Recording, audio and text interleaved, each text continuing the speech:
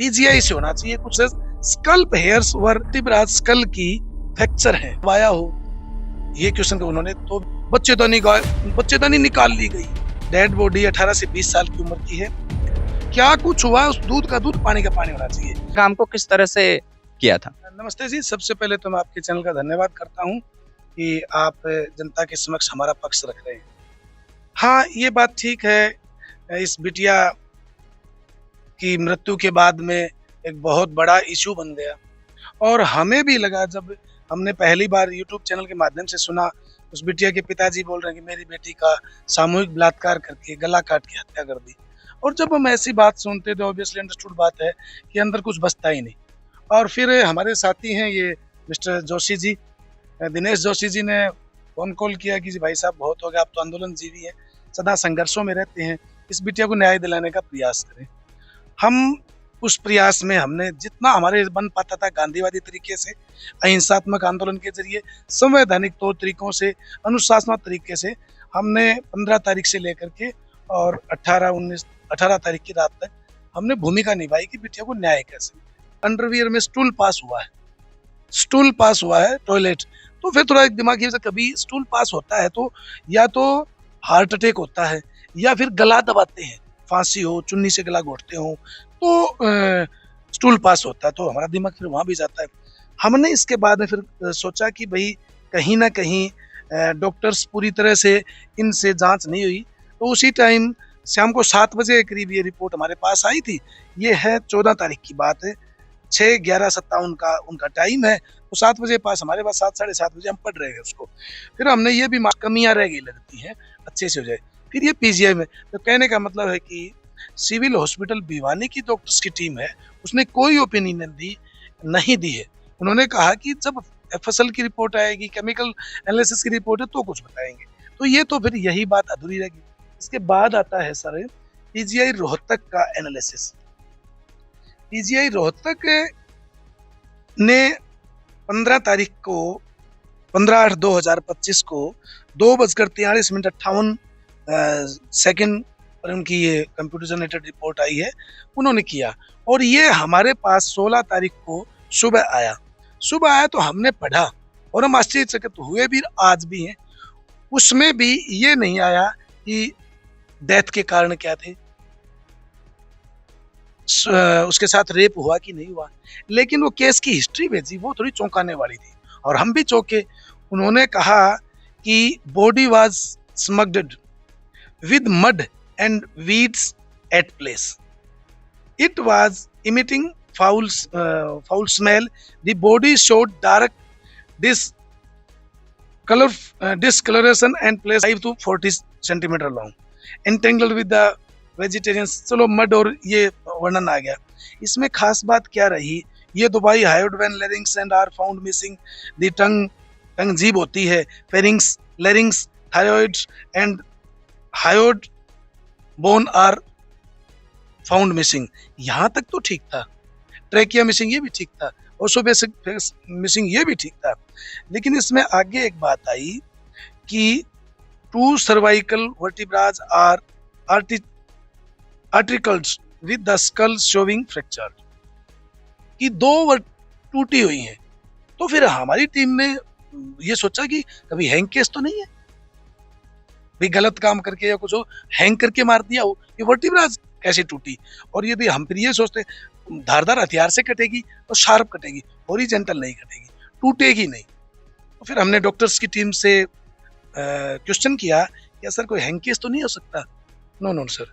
फिर जब ये मिला कि भाई टेटवा गायब है, आपकी बोन जो ट्रेकिया दबा हुआ है, तो हमने सोचा कि कभी उसको टेटवा दबी वो मना करके। अब खास बात ये आती है, यहाँ पढ़ते पढ़ते फिर और सदमा हमें लगा, on the exploration of abdominal cavity, lower end oesophagus, stomach, part of liver, part of large and small intestine, both kidney, spleen and uterus along with bilateral ovaries are found missing। यानी कि ये चीजें हम पढ़ रहे थे और वो चीज कुछ यूट्यूबर भी सुन रहे थे, उसको उन्होंने बड़ा हाईलाइट किया क्या है, तो ये बात गलत है उनकी, उन्होंने गलत पेश। गायब होने में और निकालने में दिन रात का फर्क है। गायब होने में तो ये भी हो सकता है कि उनको गायब मिली, भिवानी वालों को नहीं मिली। भिवानी वालों ने तो कही, भिवानी वालों की गायब अलग चीज थी, थोरेक्स, थायराइड, आपका ट्रेकिया, ओसोफेगस, ये इसके चीज के बारे में उन्होंने इसके बारे में लिखा था कि हमने इसके पीसेज लिए, पार्ट ऑफ पीसेज और सिंपल, इसके पीसेज लिए हैं, यानी ओवरी और ये जो आपका यूट्रस होता है वो पीस लेते हैं सीमन के डिटेक्शन रिपोर्ट के लिए। लेकिन थोड़ा सा कंफ्यूजन तो ये भी कि पूरे गायब कैसे मिले, ये तो हमें भी आश्चर्यचकित कर। बट इस बात को इससे नहीं जोड़ना चाहिए कि वो निकाल लिए गए। फिर हमने उन डॉक्टर से विचार विमर्श किया, इसमें डिस्कस किया। उन्होंने कहा कि जी ये कई बार क्या होता है कि जो सिविल हॉस्पिटल वाले जिन्होंने फर्स्ट टाइम पोस्टमार्टम किया, उन्होंने इसको निकाल करके सैंपलिंग के लिए और कई पर्पजों के लिए रख लिया। हमारे पास तो बॉडी सील्ड आई थी, तो हमने ये भी पूछा कि आपने एनालिसिस कैसे किया, आपके पास तो ये पार्ट आया ही नहीं। हमने उनसे 23 क्वेश्चन किए, मैंने अकेले ने, वकील साहब साथ है, इन्होंने भी 3-4 क्वेश्चन किए, सरपंच साहब ने भी 2 क्वेश्चन किए, साथ ही रवि है उन्होंने भी 3-4 क्वेश्चन किए। तो जब हमने क्वेश्चन अलग अलग क्वेश्चन किए, फिर अब उसमें वही आता है, नेक में से condition, thyroid missing, hyoid bone missing, larynx ये बताया जी, ट्रैकिया डिस्क्राइब, लैरिंक्स मिसिंग, और स्टोमक एंड इट्स कंटेंट्स, वो स्टोमक तो मतलब पूरा ही पेट हो गया, उसे लगभग कंटेंट्स मिसिंग मिले, तो वो चलो स्प्लीन मिसिंग है। फिर आगे अलग से आता है किडनी लेफ्ट वाली, राइट वाली, पेनक्रियाज को ऑटोलाइज्ड, और यूरिनरी ब्लैडर, पेशाब मूत्राशय जो बोलते हैं, urethra, urethra found described and इम्पेडी, यूरेथ्रा पाया गया, यूरेथ्रा, और वो खाली पाया गया। तो वो तो खाली होना है जब पेशाब और टॉयलेट निकलता है, क्यों स्टूल पासता है। अब आती है बात है उनकी रिपोर्ट की, तो उन्होंने भी रिपोर्ट में PGI in our opinion regarding the cause of death in this case will be given after receipt of report of chemical analysis of viscera, hypotheliological examination reports of scalp hairs and swab samples। अब ये hair की बात आई ना, तो क्यों, क्योंकि हमारा ये क्वेश्चन भी था उस टाइम भी कि चेहरा जो जला हुआ है, कभी उस पर तेजाब तो नहीं डाला गया। हालांकि ये बात तो तेजाब डलेगा तो कुर्ते जलेंगे, तो उसके लिए उन्होंने हेयर्स के सैंपल लिए थे। तो इन्होंने कहा कि ये सारी चीज हम तब बता सकेंगे, ये 16 तारीख की रिपोर्ट, सॉरी 15/8 की है, हम ये तब बता पाएंगे जब हमारे पास आ जाएगा डीएनए है आपका, हाइपोथोलॉजिकल लैब्स की रिपोर्ट है और एफएसएल की रिपोर्ट है, ये सारी रिपोर्ट्स आ जाएंगी। 18 तारीख को हमारी कमेटी की मीटिंग हुई, वही जैसे हम लोहारू से आ ही रहे थे, आते ही कमेटी की बड़ी मीटिंग से उधर बड़े डर का माहौल बना हुआ था और बहुत से लोग आ रहे थे। मतलब हिंसा का जो हमारा आंदोलन चल रहा था, वो लोग आके बड़े बड़े भड़काऊ भाषण दे रहे थे, हाथ काट देंगे, पांव काट देंगे, तन मन धन ही नहीं, अब गन चलेंगी। तो हमारे भी ऐसा रहा यार, ये आंदोलन तो हिस्क होने जा रहा है। हमारी चिंताएं भी बढ़ गई। हम जिस बेटी को, जिस बहन को न्याय दिलाने की बात करते हैं, अब तो कई बेटियां बहनें मर जाएंगी। यदि पास में बिजली बोर्ड है 132 kV का, वो जल गया तो पता नहीं कितना नुकसान हो जाएगा। 2 दिन में साहब ने कहा कि जाम लगाने की कोशिश कर रहे थे बार बार अनसोशल एलिमेंट्स, जगह जगह रास्ते रुक गए थे, कई जगह हमारे यहाँ गाँव में तो नहीं लगनी थी, हमने जा रोक दिया करते। बहुत क्रूशियल स्थिति हो गई थी उस समय, हम चिंतित ही थे। तभी कमेटी की मीटिंग, और कमेटी के पास रिपोर्ट है कि कमेटी की मीटिंग तो ये थी कि इस स्थिति को कंट्रोल कैसे करें। 25 लोग कमेटी के थे, कुछ परिवार के भी थे। तो फोन आया हमारे साथी एक सीनियर कमेटी के मेंबर्स उनके पास कि वो जो रिपोर्ट्स केमिकल एनालिसिस की आ गई है, डॉक्टर्स की टीम ने उसका एनालिसिस कर दिया है, आप लोग उसका एनालिसिस करने के लिए अपनी टीम के जो एक्सपर्ट्स हैं उनको भेज दें। तो हम आपराधिक मुकदमे लड़ते हैं, इस तरह के मुकदमे लड़ते हैं, तो मेरा नाम रख दिया। मैंने एक साथी और हमारे यही वकील जो इस सिलसिले में एक्टिव रहे हैं, उनका नाम सुझाया, उनसे पूछा भी, नहीं यार मैं नहीं जाऊँगा, नहीं यार, तो उन्होंने मना कर दिया। दूसरा नाम साथी एडवोकेट कविता का है, इनको उन्होंने सजेस्ट कर दिया।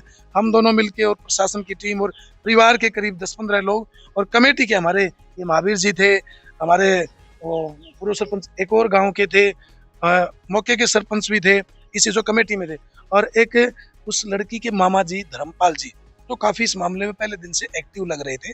वो हम 6 लोग तो कमेटी के और काफ़ी लोग गाँव के, उनके परिवार के।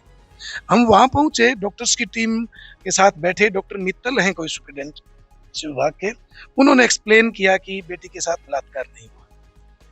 हमारा सर चकरा गया, यहाँ तो सारा ही मामला बलात्कार पे टिका हुआ था।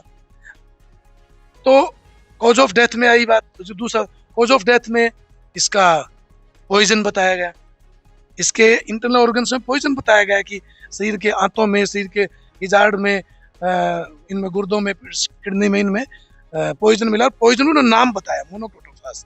इसमें भी हमारे वो मोनोक्रोटोफास आप कैसे एक्सप्लेन कर सकते हैं? बोले जी वो पेस्टिसाइड जो खेतों में डालते हैं, तो है चिंतनीय विषय। तो फिर हमने उन पर प्रश्न किया कि सर ये आप कैसे कह सकते हैं कि बेटी के साथ रेप नहीं हुआ, हाउ कैन एक्सप्लेन?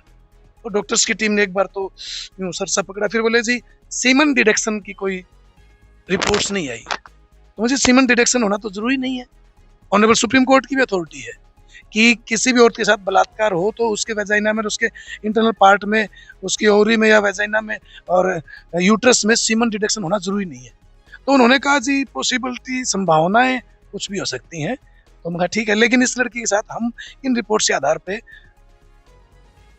इसके आधार पे हम नहीं कह सकते। वो कैसे नहीं कह सकते? मतलब इसको कोई इंटरनल इंजरी नहीं मिली। मैं कहा अच्छा, ये और जैसे थाइज पर या और कई जो रगड़ के निशान होते हैं वो हमें नहीं मिले। चलो अब फिर और कई तरह से हमने कई क्वेश्चन किए हमने, लेकिन वो क्वेश्चन करते रहे, वो जवाब देते रहे। अब उनके पास तो रिपोर्ट्स होती हैं। फिर महावीर जी ने रखा एक दो क्वेश्चन, और एक दो साथियों ने कहा, उनके परिवार के सदस्यों ने कहा कि हम आपकी रिपोर्ट से संतुष्ट नहीं है। उस पर तो फिर हम भी क्या करें, हम तो कोर्ट के आदमी हैं, हमारे पास किसी रिपोर्ट संतुष्ट नहीं होते, जज एक फैसला नहीं देता लोहारू कोर्ट वाला, हम उसके खिलाफ अपील कर देते हैं। भिवानी, यदि भिवानी वाला नहीं देता, ऑनरेबल हाई कोर्ट करते, उन्होंने हाई कोर्ट सुप्रीम कोर्ट करते, हम उनके साथ तो प्रश्न उत्तरी कर सकते हैं।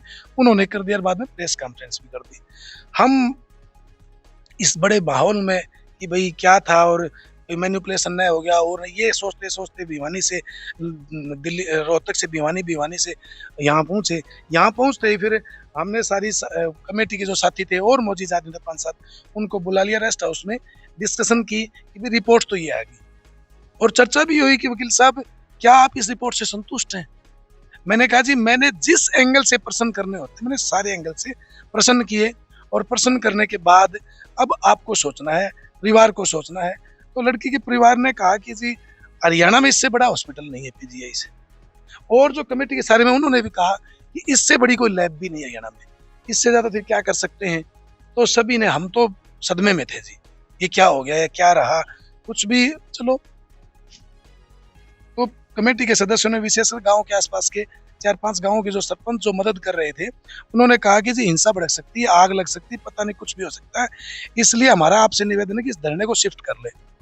बेटी को न्याय मिले, लड़ाई लड़ते रहेंगे, इस धरने को या तो भिवानी टीसी ऑफिस में या लोहारू एसडी ऑफिस के सामने इसको स्थगित करके वहाँ शिफ्ट कर लें। तो सभी की अपनी राय आ रही थी, चल रही थी। परिवार के लोग कह रहे थे चलो अंतिम संस्कार कर लेते हैं, परिवार के लोग कह रहे थे कि धरना भी चलना चाहिए, कभी कभी नहीं चलना चाहिए। उसी टाइम प्रशासन के साथ बातचीत की बात चल रही थी, तो प्रशासन के साथ एक बार बात हुई कि सुबह करेंगे, फिर बात हुई कि नहीं चलो अभी कर लेते हैं, क्या दिक्कत है। अभी ये बातचीत चल ही रही थी, उधर बेटी का बाप बाइट दे रहा था कि चलो भाई अब जब ये स्थिति है तो हमारा आंदोलन जारी रहेगा। कमेटी कह रही कि अहिंसात्मक संवैधानिक तरीके से हम बड़े से बड़े काम को करवा सकते हैं, लेकिन बिटिया की जब अंतिम संस्कार करना है तो करवाया जाए। तो वो बाइट दे रहे थे। इसी दौरान लड़की के दादाजी जो हैं, पिताजी के चाचा, वो भावुक होकर के बाहर चले जाते हैं। ये पता नहीं क्या हो गया। अब इतने में बाहर कुछ अनसोशल एलिमेंट खड़े थे, जो इस तरह के आंदोलनों में एक तरह से मैं तो यूँ कहता हूँ कि वो प्रायोजित होते हैं, वो कुछ आंदोलन बिगाड़ने वाले होते हैं। वो मैं यूँ भी कह सकता हूँ कि वो आंदोलन को बदनाम करने वाले। हमारी जो टीम है वो रियल में अचानक बने। हम तो 3-4 तो आंदोलन जीवी हैं, हम तो आंदोलन लड़ते, हमारा तो अनुभव है। हम तो हमारे ऊपर तो सरकार का सबसे पहले टारगेट होता है इन 3 लोगों को बाहर निकाल दो। बार बार ये आया कि कमेटी के 25 आदमी पड़े रहेंगे, लेकिन 3 आदमियों को बाहर निकाल दो। तो सरकार टारगेट करी थी। अब कुछ अनसोशल एलिमेंट आए, उन्होंने उसको हाईजैक कर लिया बेचारे को। अच्छा तेरे को कमेटी दबाव बना रही है, अच्छा कमेटी दबाव बना रही है, तो सुसाइड करेगा। उसको बेचारे को ऐसा हौच-पौच कर दिया, हाँ ये और वो उसका मीडिया में चल गया और सारा मामला एंड बैंड हो गया। फिर कहने लगे क्या कमेटी बिक गई, क्या कमेटी बिक गई। एक पता नहीं कोई सरफिरा सा एक बंदा था, मोटा सा तगड़ा सा, उसने तो पूरा ही हंगामा कर दिया है कि कमेटी बिक गई, कमेटी को नोटों के बैग मिले, कमेटी को बोरे भर के मिल गए, और बोला इनको मारो कमेटी वालों को। वो बस उसको तो अपनी फिगर बढ़ाने के चक्कर में। और कुछ प्रोफेशनल ऐसे होते हैं, कुछ यूट्यूबर्स ऐसे होते हैं, उन्होंने फिर इसको और तुल दे दिया, लोग इकट्ठे हो गए हमें बार बार टारगेट करें। तो हमने कहा कि भाई हमारी कमेटी ने, हम बेटी के न्याय के लिए पहले भी साथ थे, आज भी साथ हैं और आज भी साथ हैं। बेशक बेटी का अंतिम संस्कार हो गया, आज अब उसके अंतिम संस्कार में जाके आए, आपको पता है, आप लोग सारे थे, बेटी के लक्ष्मण ढाणी लक्ष्मण में बैठ करके हम इंटरव्यू कर रहे हैं। बेटी के अंतिम संस्कार में जाके ये सरपंच साहब, पूर्व सरपंच साहब मास्टर जी हमारे बीच में मौजूद है। और अब हम ये चाहते हैं उस बेटी को अब भी न्याय मिले। तो 2 दिन हम बाहर चले गए थे, चंडीगढ़ चले गए थे। उस बेटी के मौत के बाद जो रहस्य बना हुआ है, उस रहस्य से पर्दा उठना चाहिए, जो भी दोषी उस दोषी को सजा मिलनी चाहिए। और ये जो रूमर्स फैलाए जा रहे हैं, इस रूमर्स फैलाए जाने वाले मेरा निवेदन भी है और सरकार से भी निवेदन है कि ऐसे लोगों के खिलाफ सख्ती से निपटे। और अभी आपने एक प्रश्न किया था कि कमेटी बिक गई, आपको पता है बिकने वालों के घर ऐसे नहीं होते, ये भी कमेटी है, कमेटी वालों का घर है। आप देखेंगे जो पहले अध्यापक, पेशे से अध्यापक रहा हो, गांव का सरपंच रहा हो, जिस छत से पानी टपक रहा है, कोई तो कहता है ऊंचा चल रहा है और कोई कहता है नीचा चल रहा है, लेकिन तुम्हें सीधा चलना है। हमें पता है, हमने इस रिपोर्ट को पढ़ा है, तो हमें पता है कई तरह की बातें हमारे ऊपर भी आती हैं, लेकिन हमारा मानना है हाथी चलता जाएगा मैदान में सीधा, कुत्ते भौंकते रहेंगे, कई हमारे व्यवसायी से संबंधित चिढ़ते होंगे वो होंगे, कई हमारे आंदोलनों से हमारी सेम फेम को देख करके चिढ़ते होंगे। हमें न सेम चाहिए न फेम चाहिए, हमें जनता हमारी है, हम जनता के हैं और जनता पे हमें भरोसा है। आज तक किसी ने कुछ 5-10 लोगों ने कह दिया, पूरी जनता हमेशा आंखों पे उठा के रखती है, कहती है कि ये है असली लड़ाके। हमें गर्व है इस बात का और हमारी कमेटी पे गर्व है कि कोई इस कमेटी को खरीद नहीं पाया, कोई इस कमेटी को दबा नहीं पाया, कोई इस कमेटी को डरा नहीं पाया और कोई इस कमेटी को झुका नहीं पाया। वो कमेटी पहले दिन जिस दिन एग्जिस्ट हुई थी और जब तक आंदोलन चला तब तक कायम रही। बीच में आज बेटी का अंतिम संस्कार हो गया, सीबीआई जांच होगी, दूध का दूध पानी का पानी होगा। हमें न्याय व्यवस्था पर भरोसा है, अभी और बहुत से सिस्टम हैं, तो इसलिए